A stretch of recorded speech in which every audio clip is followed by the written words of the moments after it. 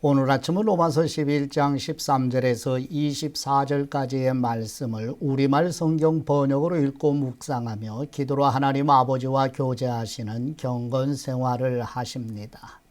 첫 번째 로마서 11장 13절에서 16절 말씀의 내용은 이방인을 위한 사도로 부르심을 받은 바울은 복음을 거절한 이스라엘 백성이 예수 그리스도로 말미암아 구원을 받는 일은 마치 죽은 사람이 다시 살리심을 받는 것처럼 매우 놀라운 일이 될 것이라고 설명하는 내용입니다.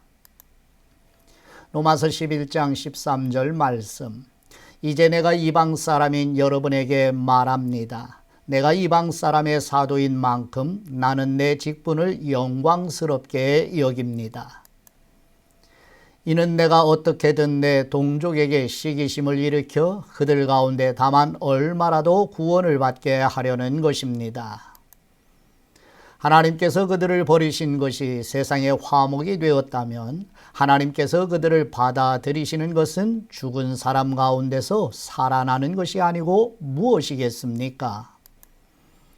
첫 열매로 바치는 반죽 덩어리가 거룩하면 반죽 덩어리 전체도 그러하고 뿌리가 거룩하면 가지도 그러합니다. 아멘.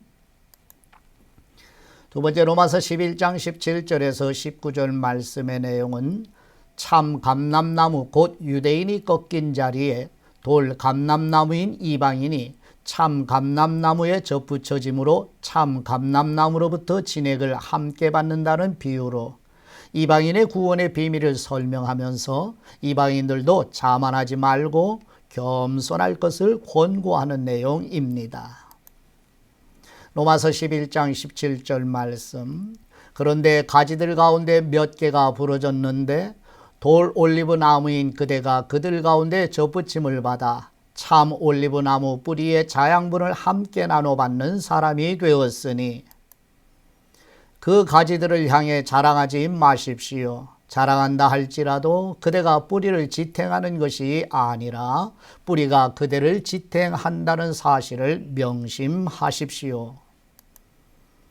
그러면 그대는 가지들이 부러진 것은 나로 접붙임을 받게 하기 위한 것이었다라고 말할 것입니다. 아멘.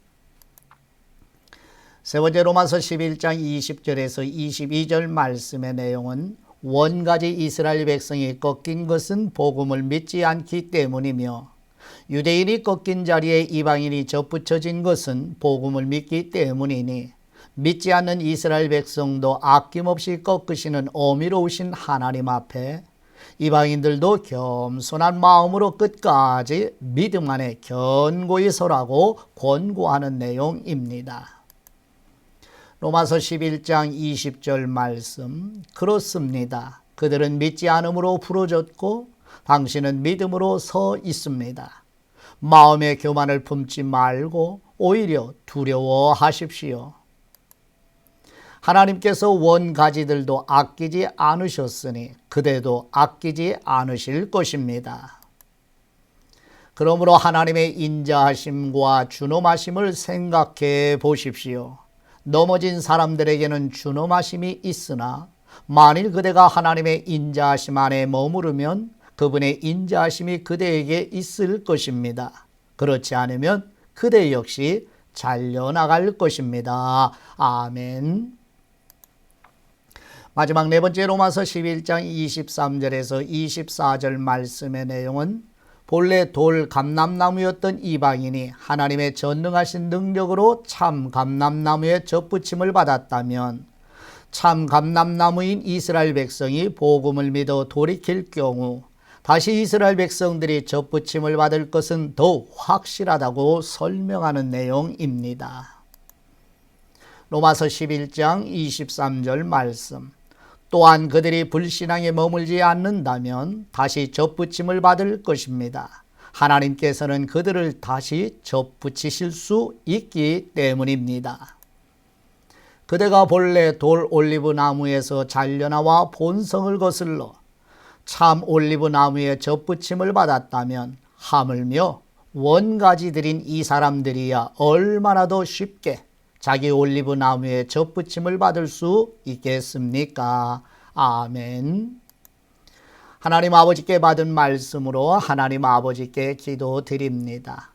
전지전능하신 우리 하나님 아버지, 복음을 거절하는 참 감람나무 곧 이스라엘 백성이 꺾인 자리에 돌 감람나무인 이방인이었던 우리를 접붙여 주신 하나님께 영광을 돌려드립니다. 복음을 거절하는 이스라엘 백성을 꺾으시는 어미로우신 하나님 앞에 겸손한 마음을 가지고 어떤 환난에서도 믿음에 굳게 서서 승리하도록 도와주옵소서.